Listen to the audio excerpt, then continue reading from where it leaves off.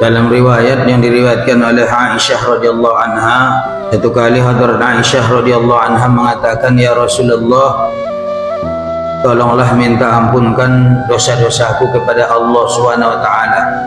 Maka Nabi kita sallallahu alaihi wasallam pun mendoakan Hadrat Aisyah radhiyallahu anha, "Allahumma ghafir li Aisyah ma taqaddamat min zambiha wa ma ta'akhkharat wa ma asarrat wa ma a'lanat."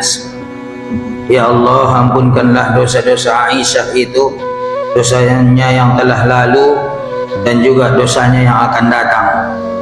Dosa-dosa yang dia lakukan secara sembunyi-sembunyi ataupun dosa yang dilakukannya secara terang-terangan.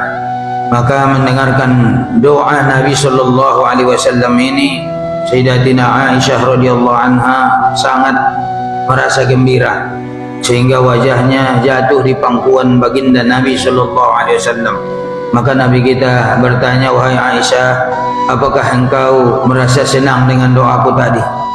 Maka Aisyah radhiyallahu anha mengatakan, "Kenapa tidak ya Rasulullah, di mana engkau sebagai Habibullah telah mendoakan keampunan atas dosa-dosaku."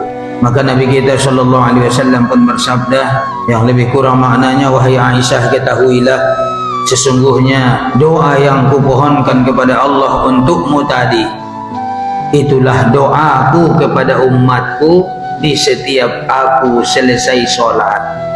Allahumma salli wa sallim wa barik alaih." Hadirin rahimakumullah, Allah Subhanahu wa taala adalah Rabb kita dan Rabb seluruh alam. Dialah zat yang menciptakan kita dan yang menciptakan seluruh alam ini. Dan setelah Allah Subhanahu wa taala menciptakan alam ini, maka Allah Subhanahu wa taala juga yang memeliharanya. Dialah yang memelihara 7 lapis langit dan bumi. Dialah yang memelihara seluruh makhluk ciptaannya ini. Dan pemeliharaan Allah Subhanahu wa taala ini sempurna. Demikian juga setelah Allah taala pelihara makhluk ciptaannya ini, Allah Subhanahu wa taala juga bertanggung jawab atas rezeki daripada makhluk yang diciptakannya ini. Tidak ada satupun daripada makhluk yang diciptakan Allah taala ini yang Allah taala telantarkan, Pak. Bahkan Allah Subhanahu wa taala menanggung jawabinya secara sempurna. "Wa ma min dabbatin fil ard illa 'ala Allahi rizquha wa ya'lamu mustaqarraha wa mustawda'aha kullun fi kitabim mubin." Tidak satu pun daripada binatang makhluk yang melata di muka bumi ini kecuali Allah Subhanahu wa taala telah jamin rezekinya. Wa ya'lamu mustaqarraha wa mustawda'aha, dan Allah Subhanahu wa taala mengetahui di mana tempat tinggalnya, di mana tempat tetapnya. Kullun fi kitabim mubin, semua itu sudah tercatat dalam kitab yang nyata, yaitu di Lauhul Mahfuz. Kemudian hadirin yang dimuliakan oleh Allah Subhanahu wa taala, Allah Subhanahu wa taala tidak bersekutu dengan siapapun dalam menciptakan, dalam memelihara dan juga dalam memberikan rezeki. Dia tidak bersekutu dengan siapapun.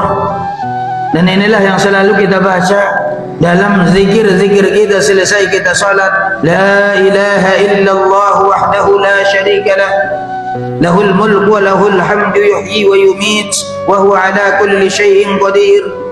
La ilaha illallah wahdahu la syarika lah, tidak ada Tuhan selain Allah. Wahdah, dialah zat yang esa. La syarika lahu, tidak ada sekutu baginya. Lahul mulku wa lahul hamdu, miliknya lah semua kerajaan dan untuknya lah segala puji. Wa huwa ala kulli syai'in qadir, dan dia berkuasa atas segala sesuatu. Dan ini yang mau kita tanamkan dalam hati kita. Apa yang kita baca setelah habis salat ini, bagaimana kita yakinkan dalam hati kita akan perkara ini, bahwa tidak ada Tuhan selain Allah. Dia tidak bersekutu dengan siapapun dalam segala hal, dalam menciptakan, dalam memelihara, dalam memberikan rezeki. Dia esa, esa dalam zatnya, esa dalam sifatnya, esa dalam af'alnya. Dia tidak bersekutu dengan siapapun dalam memberikan rezeki. Dia tidak bersekutu dengan toko kita, dia tidak bersekutu dengan sawah ladang kita, dia tidak bersekutu dengan kantor kita, dia tidak bersekutu dengan suami kita, tidak bersekutu dengan siapapun. Oleh satu orang syekh di India sana, seorang ulama.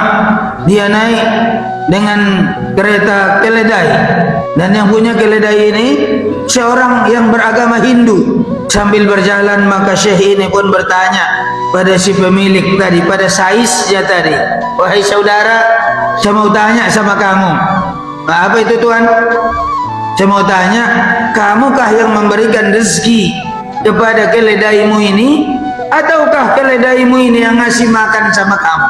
Maka sais ini juga sambil berpikir, kalau nanti saya katakan saya ngasih makan sama dia, tapi dia juga ngasih makan sama aku. Kalau nanti saya bilang dia ngasih makan sama aku, tapi aku juga yang ngasih rumput sama dia, ini kayaknya dua-duanya nggak pas ini. Kalau saya kasih tahu bahwa dia yang ngasih makan sama aku, sepertinya ada betulnya, tapi aku juga yang ngasih makan sama dia. Aku kasih rumput sama dia, aku kasih makanan sama dia. Atau saya katakan dia yang ngasih makan aku, ternyata hasil daripada sado ini, daripada kereta keledai ini, aku juga dapat ambil hasil dari situ. Maka ketika ditanya, bagaimana, siapa yang ngasih makan? Kamukah yang ngasih makan sama dia, atau dia yang ngasih makan sama kamu? Maka akhirnya orang Hindu ini mengatakan, sudahlah, jangan tanya-tanya lagi aku masalah itu, payah menjawabnya itu. Maka hadirin yang muliakan oleh Allah Subhanahu wa taala, sebenarnya seperti itu. Si sais tidak mengasih makan sama keledainya, dan keledai pun tidak ngasih makan sama dia. Tapi yang ngasih makan sama si sais adalah Allah Subhanahu wa taala, dan juga yang ngasih makan sama keledai adalah Allah Subhanahu wa taala. Apa yang kita lihat tadi itu hanya sebagai imtihan, itu hanya ujian dari Allah Subhanahu wa taala bagi orang beriman. Toko itu hanya sebagai ujian iman pada orang beriman. Sawah ladang hanya sebagai ujian bagi orang yang beriman. Kantor hanya sebagai ujian bagi orang yang beriman. Adakah dia berhasil dalam ujian ini atau tidak? Maka orang yang berhasil dalam ujian dengan benda-benda yang ada di hadapannya tadi, itu diantaranya dilihat nanti Bapak dan Ibu yang mulia ketika azan dikumandangkan. Ini akan lihat siapa yang gagal, siapa yang berhasil dalam ujian. Maka kita lihat hadirin yang mulia, ketika azan dikumandangkan, orang-orang yang berhasil meninggalkan, dia tinggalkan tokonya, datang ke masjid untuk sholat berjamaah, ini orang yang berhasil. Dia tinggalkan sawah ladangnya untuk datang sujud di hadapan Allah, ini orang yang berhasil. Dia tinggalkan kantornya untuk sujud di hadapan Allah Subhanahu wa taala, ini orang yang berhasil. Namun ternyata banyak juga orang yang gagal, Pak. Walaupun azan dikumandangkan, maka dia terus saja dengan kegiatan-kegiatannya tadi. Ini adalah orang yang gagal dalam menerima ujian dari Allah Subhanahu wa taala. Karena pada hakikatnya itu semua adalah ujian dari Allah Subhanahu wa taala. Sahabat-sahabat radhiyallahu anhum ajma'in, dikatakan oleh Ibnu Abbas radhiyallahu anhu, aku lihat sahabat-sahabat Rasulullah itu, pedagang, petani, apapun pekerjaan mereka, ketika azan dikumandangkan di Masjid Rasul, di Masjidin Nabawi, mereka semua tinggalkan itu dan semuanya datang ke Masjid Nabi Sallallahu Alaihi Wasallam untuk melaksanakan sholat berjamaah. Mudah-mudahan kita semua termasuk orang yang beruntung, termasuk orang yang berhasil dalam menjalani ujian yang didatangkan oleh Allah Subhanahu Wa Taala ini. Ujian sebenarnya, Pak. Dan Allah Taala mengatakan pada kita orang beriman, ahasiban nasu ayyutraku ayyaqulu amanna wa hum la yuftanun. Ahasiban nasu ayyutraku, apakah pantas manusia itu mengatakan ayyaqulu amanna, oh aku ini sudah beriman ya Allah, aku ini orang yang kuat beriman ya Allah, aku ini orang yang benar imannya ya Allah, wa hum la yuftanun, padahal mereka belum lagi diuji sama Allah Ta'ala. Tunggu dulu, ujian dulu, baru kau katakan kau seorang yang beriman. Kemudian hadirin yang mulia, ujian iman ini juga adalah bagi orang beriman adalah naik atau turunnya rezeki itu. Dan yang menaikkan dan menurunkan rezeki itu Allah Subhanahu wa taala. Allah yang menaikkan rezeki. Wa yabsutur rizqa liman yasha'u wa yakhtar. Allah Subhanahu wa taala yang meluaskan rezeki kepada seseorang, dan Allah Subhanahu wa taala juga yang mengurangi akan rezeki itu. Ketika satu orang diberikan Allah Ta'ala kemurahan rezeki, lapang rezekinya, luas rezekinya, dia bisa taat sama Allah Ta'ala. Dan kadangkala Allah Subhanahu Wa Ta'ala tarik lagi rezeki itu, di mana Allah Ta'ala di saat menarik rezeki itu juga Allah mau tengok adakah dia terus beristiqamah dalam ketaatannya kepada Allah ataukah dia tinggalkan Allah Ta'ala. Maka banyak atau sedikitnya rezeki, bertambah atau berkurangnya rezeki, ini juga merupakan imtihan dari Allah Subhanahu Wa Ta'ala. Maka ada orang alhamdulillah ketika rezekinya bertambah dia taat sama Allah, dan ketika Allah tarik itu juga rezeki dia tetap taat kepada Allah. Maka ini orang yang berhasil, ibu. Ini orang yang lulus dalam ujian yang kedua ini.